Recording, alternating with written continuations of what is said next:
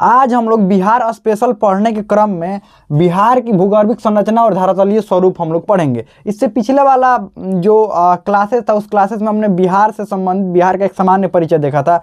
बिहार के विभिन्न जिलों के नाम देखे थे, कौन कौन सीमावर्ती जिले हैं और किस किस राज्य से कौन से देश से ये सीमावर्ती जिले लगते हैं, उसका ट्रिक भी देखा था। अगर आपने नहीं देखा है तो उसका लिंक इसी वीडियो के नीचे डिस्क्रिप्शन में दिया गया, वहाँ देख सकते हैं, या इसी चैनल पर प्लेलिस्ट भी अलग से बना हुआ है, वहाँ से भी देख सकते हैं।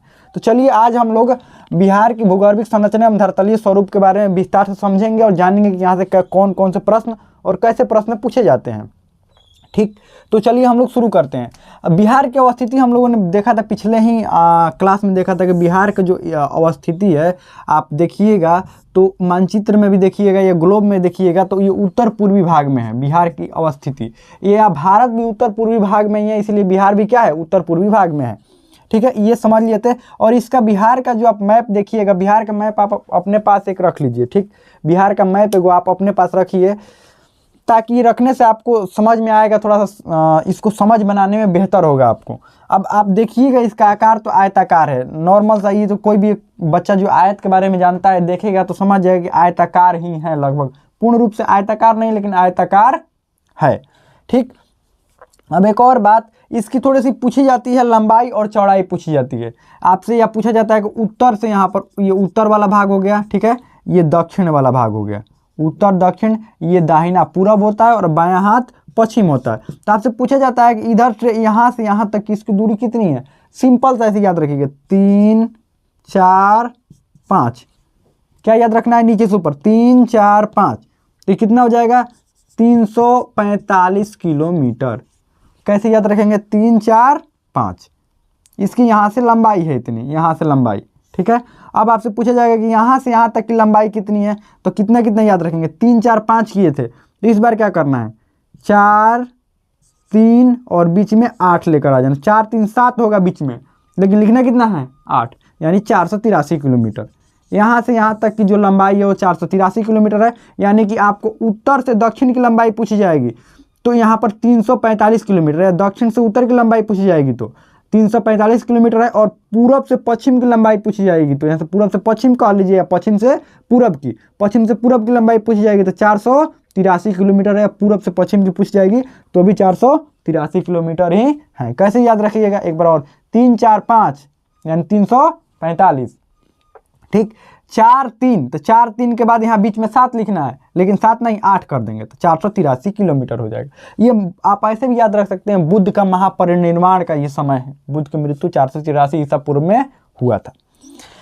तो ऐसे भी याद रखें। अक्षांशीय विस्तार और देशांतरीय विस्तार हम लोगों ने पिछला क्लास में ही देखा था, लेकिन फिर एक बार और समझ लीजिए।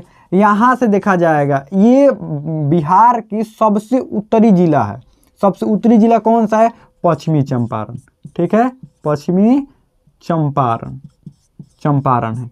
तो यहाँ पर इसका, यहाँ पर देखिए, यहाँ पर ये कितना हो जाएगा, ये 24, और यहाँ पर कितना हो जाएगा, ये 27 हो जाएगा। अब 27 से कैसे, हमने क्या बोला था, 27 से कि कैसे यहाँ पे याद रखेगा, ये 27 हो जाएगा। यहाँ पर ये गया है, ये गया है, मान लो ये वाला गया है, तो गया कितना होगा, ये 27, तो ये 24 है। ठीक है, तो इसको कैसे बोलते हैं याद करने के लिए, 27 31 और 15, 27 31 15, ये 24 20 और 10 याद करने के लिए बोला था। ये इसका अक्षांशीय विस्तार है। कौन सा विस्तार है, अक्षांशीय विस्तार है, क्योंकि सबसे निचला वाला जिला कौन सा है, सबसे निचला मतलब सबसे दक्षिणी वाला जिला कौन सा है, गया है, और सबसे ऊपर यानी उत्तरी वाला जिला कौन सा है, पश्चिमी चंपारण, इसलिए यहाँ से देखा जाता है। इधर वाला कौन सा, कैमूर है। तो ये कितना आपको देगा, 83 हो जाएगा। ये वाला पूरा नहीं देखेंगे, आप याद भी कर लीजिएगा ये। और इधर वाला किशनगंज है तो ये 88 हो जाएगा।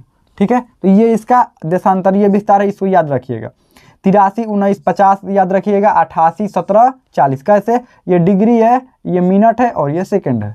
ठीक है, अब क्षेत्रफल इसका देखते हैं। क्षेत्रफल कितना है, 94,163 किलोमीटर स्क्वायर। तो कल ही हम लोगों ने पढ़ा था।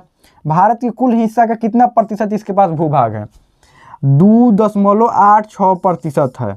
ठीक है, लगभग 3% है, लगभग मगर माने तो 3% पूरा भारत का क्षेत्र, पूरे भारत के क्षेत्रफल का हिस्सा जो है इसके पास में जमीन 2.86% है। और जनसंख्या जानते हैं कितना है, 8.60% जनसंख्या। अब बताइए, 8.6 भारत की जनसंख्या की अपेक्षा इतना है इसमें।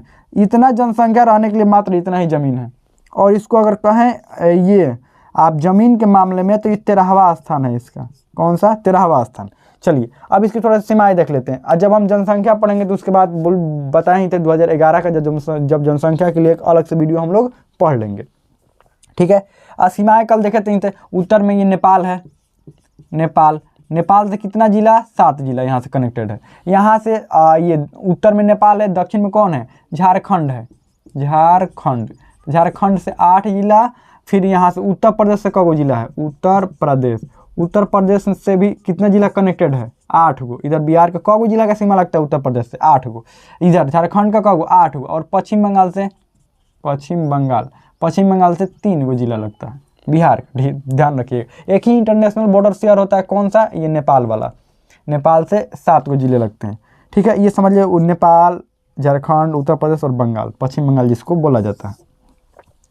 बिहार के भूगर्भिक संरचना को 4 वर्गों में बांटा गया है। बिहार के जब भूगर्भिक संरचना हम देखते हैं कि कैसे बिहार के धरातल का जो निर्माण हुआ है वो कैसे हुआ, भूगर्भिक का मतलब कौन कौन समय में हुआ है, कौन कौन से काल में हुआ है, तो ये निर्माण हम लोग देखते हैं कि कैसे कैसे इसका निर्माण हुआ है, ठीक है। भूगर्भिक संरचना का निर्माण कैसे हुआ है, तो सबसे पहले यहाँ पर एक और बात देखिए। भूगर्भिक संरचना तो 4 तरीका से, और इसको ऐसे ही डायग्राम आप क्या कर लीजिएगा, बना लीजिएगा डायग्राम। तो सबसे पहला युग जो है, सबसे पहला और प्राचीन युग की संरचना आर्कियन युग कहा जाता है। सबसे प्राचीन युग आर्कियन युग, विंध्य पर्वत समूह की संरचना। 4 प्रकार की संरचनाएं यहाँ पर पाई जाती है। बिहार में 4 प्रकार की संरचनाएं पाई जाती है। भूगर्भिक संरचनाओं के मामले में 4 प्रकार की संरचनाएं क्या होती हैं, आगे हम लोग पढ़ेंगे। टर्शियरी संरचना और क्वाटरनरी संरचना, ठीक है। ये 4 प्रकार की संरचनाएं हो गई। अब एक और बात यहाँ पर देखते हैं। सबसे पहले आर्कियन युग की संरचना देख लेते हैं। आर्कियन युग की संरचना क्या थी? आर्कियन युग वो युग की संरचना थी, सबसे प्रारंभिक संरचना था। सबसे जब पृथ्वी का निर्माण हो रहा था तो पृथ्वी लिक्विड फॉर्म में था, ठीक है। लिक्विड फॉर्म से जैसे ही ये ठोस रूप में परिवर्तित होना चालू हुआ और ठोस में जो बदला वही आर्कियन युग की संरचना है। ध्यान रखिएगा, वो कौन सा युग की संरचना है? आर्कियन युग। सबसे प्राचीन युग कहा जाता है कि आर्कियन युग की संरचना में जो कुछ भी बना उस समय, जो पर्वत बने थे, जो कुछ भी पत्थर बना, मतलब जो कुछ भी पहाड़ी बना, पर्वत बना, वो समझ लीजिए कि आर्कियन युग में बना। तो शुरू में प्रारंभ में जो भी बना वो सब आर्कियन युग का है। कौन सा है? आर्कियन युग का। युग में आपको 2 प्रकार के समूह मिलेंगे। कौन कौन सा? आर्कियन क्रम एगो मिलेगा, क्रम या समूह, या धारवाड़ क्रम या समूह मिलेगा। अब ये क्या है? ये 2 प्रकार के इसमें आपको शैल्य मिलेंगे। 2 प्रकार के आपको इसमें पहाड़ियाँ मिलेंगी। पहाड़ियों का समूह समझ लीजिए, समूह है। और इसी में कई प्रकार के चट्टानें होती हैं। चट्टानों का क्या है? ये समूह है, ठीक है। 2 प्रकार के यहाँ पर आपको चट्टानें, कौन? आर्कियन क्रम की और एक धारवाड़ क्रम की। ये समूह, चट्टान का समूह है और इसी में कई प्रकार की चट्टानें होती है। अब देखिए कई प्रकार की कौन कौन सी चट्टानें होंगी। आर्कियन क्रम उस क्रम को कहा जाता है, एकदम शुरू वाला जो आर्कियन युग में शुरू में जो पर्वतों की रचना हुआ ना, वो आर्कियन क्रम का हुआ, ठीक। अब आर्कियन क्रम ही अपर्दित होकर या क्षरित होकर बाद में कन्वर्ट हो गया धारवाड़ क्रम में या समूह में। किसमें? धारवाड़ क्रम में या समूह में। तो क्या ऐसा आपको नहीं लगता कि जहां आर्कियन होगा वहां धारवाड़ की भी मौजूदगी होगी? क्योंकि कुछ आर्कियन कन्वर्ट हुए होंगे और कुछ नहीं कन्वर्ट हुए होंगे, तो दोनों मिलने की संभावना एक ही जगह है कि दोनों क्रम की चट्टानें क्या हो सकती है? मिल सकती है, ठीक है। अब आपको देखिए क्वेश्चन इसमें कैसे पूछे जाते हैं। आपसे जिला का नाम दे दिया जाएगा, पूछ दिया जाएगा कौन से क्रम के, निम्न में कौन से क्रम के चट्टानें हैं या कब निर्माण हुआ था, और चारों में दे दिएगा ऑप्शन कि आर्कियन क्रम, आर्कियन युग की ये चट्टानें हैं, कौन सी युग की है। तो आपको जिला का नाम देखकर आप पता कर सकते हैं, गेस कर लेंगे कि अच्छा ये इस क्रम की चट्टानें हैं। अब आर्कियन क्रम की चट्टानें हम लोगों ने समझ लिया, पढ़ लिया। अब देखिए इसके विस्तार कहाँ कहाँ है, इसको थोड़ा सा देखते हैं, समझते हैं कि आर्कियन युग की संरचना में आर्कियन क्रम की जो चट्टानें हैं वो कहाँ कहाँ। अब एक और बात छोटा सा समझना है, ये जो आर्कियन युग की जो कुछ भी, ये चाहे आर्कियन क्रम की हो चाहे धारवाड़ क्रम की हो, ये जो चट्टानें मिलती हैं ये जीवाश्म में इसमें नहीं मिलता है। इन चट्टानों में जीवाश्म में बिल्कुल नहीं मिलता है। खनिज मिलेगा, खनिज संपदा बेहतर होगा, लेकिन जीवाश्म नहीं मिलेगा। खनिज और जीवाश्म में आपको अंतर पता ही है। खनिज और जीवाश्म में अंतर नहीं पता होगा तो कमेंट करिएगा, हाँ ये अंतर नहीं पता हमको बताइए। खनिज और जीवाश्म में, अब खनिजों में कौन, जीवाश्म में कौन आ जाएगा? कोयला हो जाएगा, पेट्रोलियम हो जाएगा। यही खनिजों में कौन आ जाएगा? सोना हो जाएगा, लोहा हो जाएगा, ये खनिज में आता है। तो खनिज इसमें मिलेंगे, लेकिन जीवाश्म नहीं मिलते। जीवाश्म क्यों नहीं मिलते? क्योंकि प्रारंभिक समय था, उस समय जीवों की भी उत्पत्ति नहीं हुई थी। जीव थे ही नहीं, तो जीव इसमें दबेंगे, मरेंगे कैसे, और फिर ये जीवाश्म कन्वर्ट कैसे होगा? तो इस समय जीव थे ही नहीं, इसीलिए इसमें कोई जीवाश्म नहीं मिलता है। अब ये कौन कौन से क्षेत्रों में ये विस्तार है देखिएगा, मुंगेर, नवादा, जमुई, शेखपुरा, राजगिरी, गया, बिहार शरीफ, खड़गपुर की पहाड़ी। खड़गपुर की पहाड़ी यही मुंगेर में ही है, यहाँ खड़गपुर की पहाड़ी। तो ध्यान रखिएगा मुख्य रूप से खड़गपुर की पहाड़ी में ग्रेनाइट पत्थर मिलते हैं, और ग्रेनाइट पत्थर के अलावा भी, ग्रेनाइट चट्टानों के अलावा भी और भी यहाँ पर ग्रेनाइट, मुख्य रूप से यहाँ पर ग्रेनाइट चट्टानों का ही महत्व है। ग्रेनाइट चट्टान ही आपसे क्या करे जाते हैं, पूछे जाते हैं। या एक और चट्टान आपको लिख लीजिए, क्वार्टर्ज चट्टान। क्वार्टर चट्टानें भी यहाँ पर क्या होती हैं, मिलती हैं खड़गपुर की पहाड़ी में, ठीक है। तो ये ध्यान रखिएगा, ये मुंगेर में है। अब एक बात देखिए कि आर्कियन क्रम की यहाँ पर चट्टानें और धरवार क्रम की चट्टानें दोनों का यहाँ पर लिस्ट है।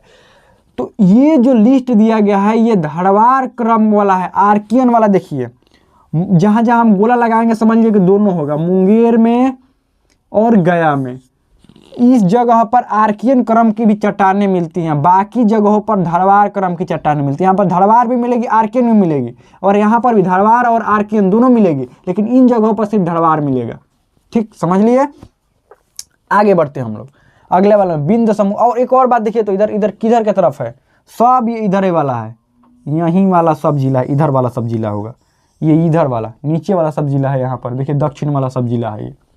ठीक, तो ऐसा हम गेस भी कर सकते हैं, जब भी आपको कहा जाएगा कि इधर का एक भी जिला दिख गया तो आप समझ लीजिए कि आर्कियन युग की संरचना है।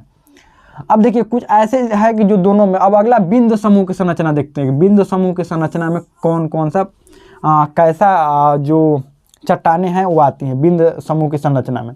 अब बिंद समूह की संरचना मुख्य रूप से आपको दिखेगा मध्य प्रदेश और उत्तर प्रदेश वाले क्षेत्र में। मध्य प्रदेश और उत्तर प्रदेश वाले क्षेत्रों का पूर्वी भाग जो है, कुछ पूर्वी भाग यहाँ पर बिहार वाले क्षेत्रों में आपको दिखेगा। इस वाले क्षेत्र में, बिहार वाले क्षेत्र में क्या होगा, दिखेगा। तो वही बिंद समूह की क्या होती है, चट्टानें कहलाती हैं। ठीक है, बिंद समूह की चट्टानें कहलाती है और बिंद संरचना भी उसी को कहते हैं। ये इसका विस्तार कहाँ कहाँ से आपको मिलेगा, रोहतास, कैमूर, डेहरी, अंसौन वाले क्षेत्र में मिलेगा, और ये औरंगाबाद में भी मिलेगा। मतलब सब इधर वाला है, सब इधर वाला, बस यहीं वाला, कोना पर वाला, ये कोना ध्यान रखिएगा बिंद वाला है। ठीक है।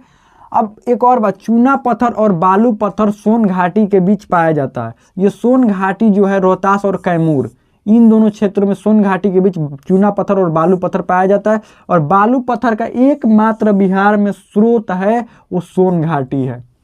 इस बात को नोट कर लीजिए, बालू पत्थर का एकमात्र स्रोत है वो सोन घाटी है।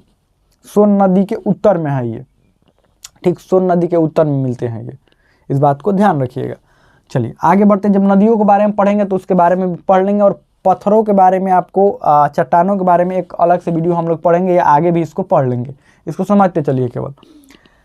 टर्शियरी संरचना देखते हैं, टर्शियरी संरचना कहाँ कहाँ पर है। जो आप इधर वाली पहाड़ियों को देखिएगा ना, ये वाले पहाड़ी यहाँ पर आप देखते भी होंगे शिवालिक वाला, शिवालिक का ही कुछ हिस्सा या पहाड़ जब पढ़ते होंगे शिवालिक पढ़ते होंगे। तो यहाँ पर टर्शियरी संरचना है, ये मुख्य रूप से इसी काल में नवीन मोड़दार पर्वत हिमालय का निर्माण हुआ था। टर्शियरी संरचना वाले काल में, इसी काल में कौन सा निर्माण हुआ था, हिमालय का, और हिमालय का ही हिस्सा ये शिवालिक है। हिमालय इसी काल में हुआ था, टर्शियरी संरचना के दौरान ही हिमालय का निर्माण हुआ था।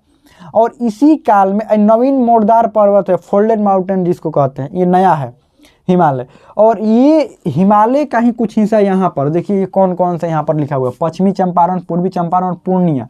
और पश्चिमी चंपारण, पूर्वी चंपारण और पूर्णिया मुख्य रूप से यहाँ पर शिवालिक, और पूर्णिया वाला इस क्षेत्र में भी ये शिवालिक कहा जाता है।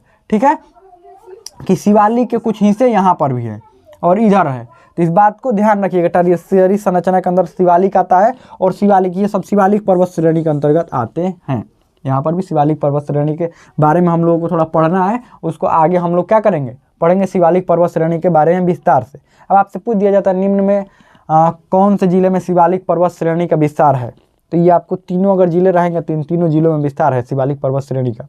और यहाँ पर पूर्णिया में तो अवसादी चट्टान मिलता है, अवसादी चट्टान। ठीक है।